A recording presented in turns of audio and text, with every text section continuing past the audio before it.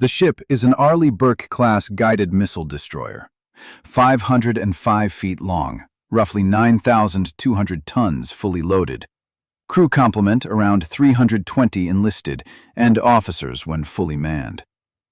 She carries the spy radar arrays on her superstructure, 2 5-inch magazines below, and a single satellite dome that, for the sailors aboard, matters more than any of it. That dome is how they talk to home. The pipe behind that dome is narrow. A Flight 2A destroyer underway in a routine transit pulls down commercial satellite bandwidth measured in single-digit megabits per second for the entire ship. That number is split between operational traffic, administrative email, logistics, medical, and, at the very bottom of the priority stack, morale, welfare, and recreation. MWR is what the crew calls their slice. It is the slice that carries the phone calls and the personal email and the one news feed the ship's media officer is allowed to pull down each morning. Think about what that means for a second. A teenager at home streams more data in an afternoon of video than 300 sailors share in a day at sea. The man who manages the slice is usually a junior officer with a collateral duty title, Public Affairs Officer, or PAO, or sometimes the ship's secretary doubling up. On a destroyer, there is rarely a dedicated billet. He's an ensign or a lieutenant junior grade, often a surface warfare officer in qualification, who, in addition to standing bridge watches, is responsible for the ship's internal news product. Each morning around 05:30, he, or one of his mass communication specialists, if the ship is lucky enough to have one embarked, logs into a restricted terminal in the ship's office and pulls a compressed wire feed. Associated Press headlines, Stars and Stripes, Navy Times, sports scores, weather in 3 or 4 U.S. cities the crew has asked about. He prints it on a single sheet of letter-sized paper, front and back. The font is small. The masthead at the top reads something like, "The Daily Plan of the Day," or, on ships that keep the tradition, a hand-named broadsheet, "The Fitz Flyer," "The Stout Standard," "The Mason Mirror." It is taped to the bulkhead outside the mess decks by 0600. By 0700, it has fingerprints on it. By 0800, someone has drawn a mustache on a politician. That sheet of paper is, for many sailors, the entire news cycle. Now consider the alternative. A sailor could, in theory, use his MWR internet window to read the news himself. He does not. The math does not work. 15 minutes of allotted internet, throttled to something a 1998 dial-up modem would recognize, is not spent on CNN. It is spent on a wife, a mother, a bank, a custody lawyer, a car dealership that wants a signature. The news goes to the bulkhead because nobody can afford to read it any other way. The bandwidth allocation per sailor is not a guess. It is a schedule. On most Burke-class deployments, MWR Internet is divided into windows of 15 to 30 minutes per sailor per day, posted on a rotating sign-up sheet in each berthing. The Information Systems Technicians, the ITs, the rate that owns the network, enforce it with login timers. When the window expires, the session drops. There is no warning beep. The screen simply freezes mid-sentence. The berthings themselves are tight. A Burke enlisted berthing compartment holds between 40 and 60 sailors in stacked 3-high racks. Each rack is roughly 24 inches wide, 76 inches long, and about 20 inches of vertical clearance, the same dimensional envelope used across most modern surface ships. One coffin locker underneath for everything a sailor owns at sea, a privacy curtain, a reading light, and, in the corner of the compartment, 1 or 2 shared computer terminals bolted to a small steel desk. That is where the internet window is spent. 40 sailors, 2 terminals. Math. The watch rotation makes it harder. A destroyer underway typically runs a 3-section watch. 6 hours on, 12 off for most rates, with engineering and combat systems sometimes pushed to port and starboard, which is 6 on, 6 off. A sailor coming off the midwatch at 0600 wants to sleep, not queue for a terminal. A sailor going on the 1800 watch wants to eat, not queue for a terminal. The window the ITs assigned him is at 14:30. He will be asleep. He will miss it. It does not roll over. That is the problem the media officer is trying to solve with the printed sheet. He cannot give the crew bandwidth. He can give them information, on paper, that does not require a login. There is a second product. On most Burkes, it is called the Plan of the Week, or POW, distributed every Sunday evening. It is longer, 4 to 8 pages, and it carries something the daily sheet cannot: voices from inside the ship. Promotions, re-enlistments, the name of the sailor of the quarter, a photo of the engineering department winning a damage control drill, a recipe from the leading culinary specialist, the CO's column, the CMC's column, a crossword. On a good week, a comic drawn by a gunner's mate who used to do tattoo flash before he enlisted. This is the human layer the bandwidth chart does not show.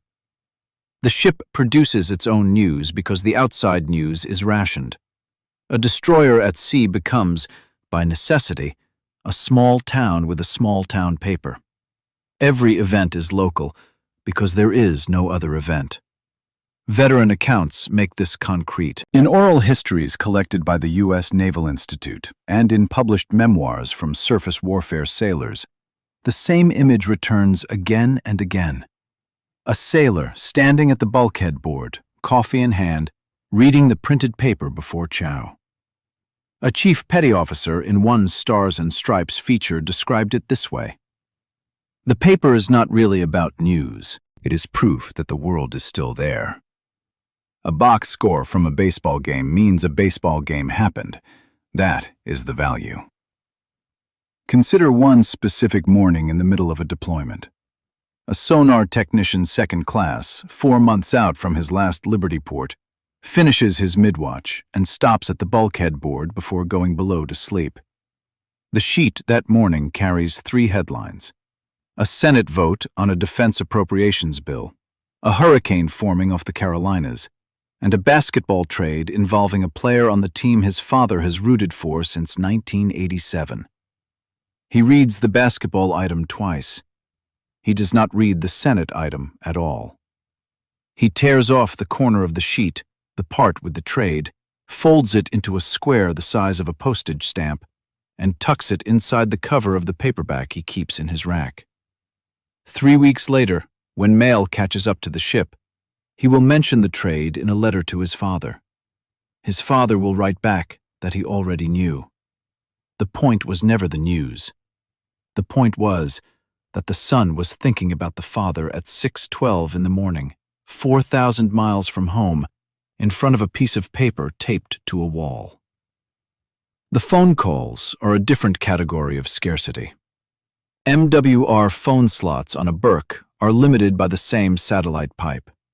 Some ships maintain 4 to 8 phone handsets in dedicated MWR spaces, often a small compartment off the mess decks, or a curtained corner of the ship's library if one exists. Calls are typically capped at 15 or 20 minutes. Sign up on a clipboard. 1 slot per sailor per week under tight bandwidth conditions. Under looser conditions, more. Under tighter, fewer. There are weeks when the slot list is full and the call quality is good, and a sailor walks out of the booth smiling. There are weeks when the connection drops 3 times in 8 minutes, and the sailor leaves angrier than he went in. The chaplain knows which is which by the body language at the hatch. The chaplain on a Burke is usually a lieutenant or lieutenant commander, often the only person on the ship a sailor can speak to under privilege. He keeps an office the size of a walk-in closet, behind a door marked with a small cross or crescent or tablet, depending on his faith.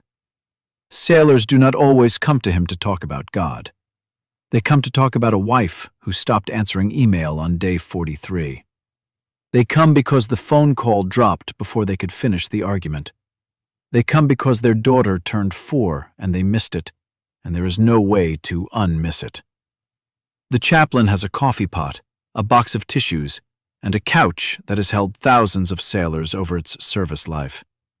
He cannot fix the bandwidth. He can sit with the consequence of it. Here is what civilians get wrong.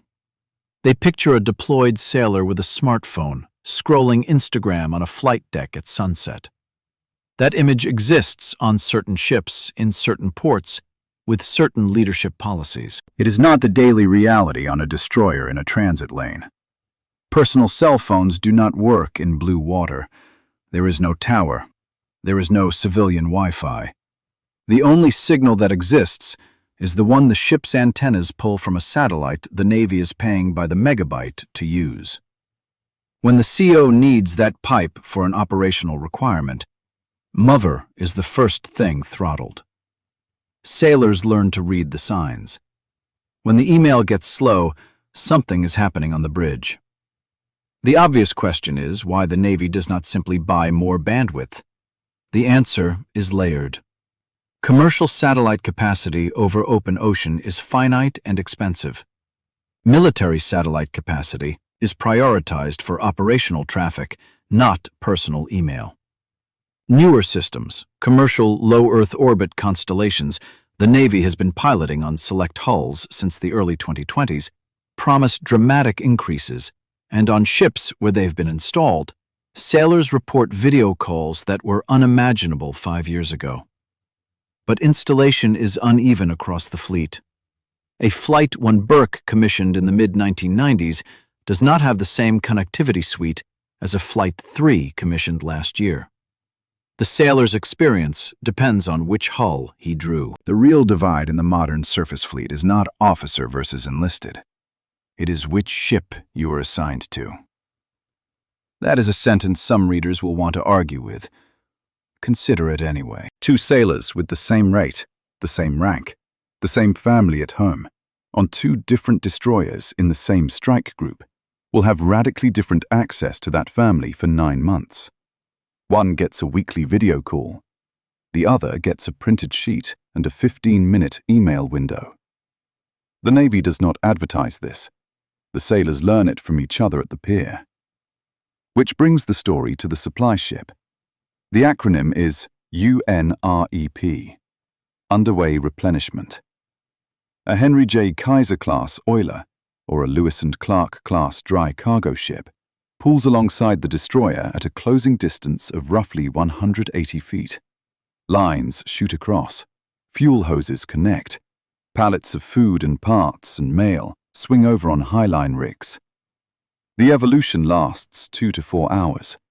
The crew calls it a rep. What rides across with the pallets matters more than the pallets. Mail, physical letters, care packages. A box from a mother in Ohio with peanut butter cups that survived a month in a logistics hub in Guam. And, on some reps, a hard drive. A literal external drive carrying a compressed cache of updated entertainment for the ship's internal media server. Movies, television, audiobooks. A refreshed library the MWR officer pushes to the ship's intranet that evening. For 3 weeks, the crew has been rewatching the same 8 films. Tonight, there will be new ones. The mail itself follows a route the average civilian cannot trace. A letter dropped in a mailbox in Norfolk on a Tuesday goes to a sorting facility, then to a military postal hub, then to a forward logistics node in a place like Bahrain or Yokosuka or Naples, then onto a C-130 to a forward operating base, then onto the deck of an oiler, then across the High Line to the destroyer. The journey takes anywhere from 12 days to 6 weeks. By the time a mother's note about a son's first lost tooth reaches the ship, the second tooth is loose. The sailor reading it in the berthing at 2200 does the math anyway, calculates the date the letter was written, and tries to picture the kitchen table where it was written. He folds it carefully. He puts it in a small, fireproof bag he bought at the Navy Exchange before deployment, where every letter from home is kept. Some sailors have a stack the thickness of a paperback novel by the end of a cruise. They will read them again, in order, on the flight home. The supply ship can also bring connectivity. On some replenishment evolutions, a logistics vessel temporarily extends a higher bandwidth link to the receiving ship, or coordinates a brief window in which both ships pool their MWR slots. A sailor who has not had a video call in 3 weeks may get one tonight because the oiler is in the formation. He will not be told this in advance. He will hear it from a buddy in the IT shop who saw the schedule change. You might wonder why this is not announced. The answer is operational rhythm.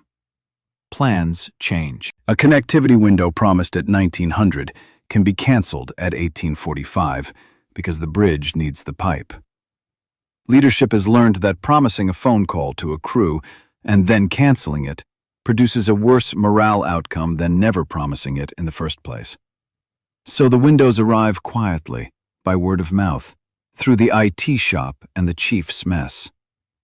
The chiefs are the unofficial signal layer of the ship. Information moves through the goat locker faster than through any official channel. A chief engineman who hears at lunch that the rep will include a bandwidth bump will tell his guys to be ready. They will be ready. The sign-up sheet will fill in 90 seconds. There is a quiet moment in this system that almost nobody outside the lifelines sees. It is the moment a junior sailor, usually under 25, often with a child at home he has not held in months, steps into the phone booth, dials a number, and hears it ring. Not a busy tone, not a dropped call, a ring, and then a voice. Photographers from the Navy's combat camera detachments have captured this moment hundreds of times. The same posture every time, shoulders down, forehead against the bulkhead, eyes closed. That is the product the bandwidth chart is actually producing. Everything else, the wire feed, the printed paper, the plan of the week, the rationed email, is infrastructure for that single ring. Back to the fire controlman in the passageway at 0247. His window opens. He logs in. The connection is slower than he hoped, but faster than he feared. He writes his wife a 400-word email in 11 minutes. He attaches nothing because attachments will time him out. He clicks send and watches the progress bar crawl. It clears with 30 seconds to spare. He logs out. He walks to the mess decks. He pulls the morning's printed sheet off the bulkhead and reads the Phillies score on the way to chow. 26 days without his daughter's voice. Tomorrow the oiler pulls alongside. Maybe a slot opens. Maybe it does not. He folds the sheet of paper, puts it in his coverall pocket, and goes to relieve the watch. The dome on the mast keeps turning. 5,000 miles of ocean keep moving under the keel, and the ship, in its small and stubborn way, keeps printing the news.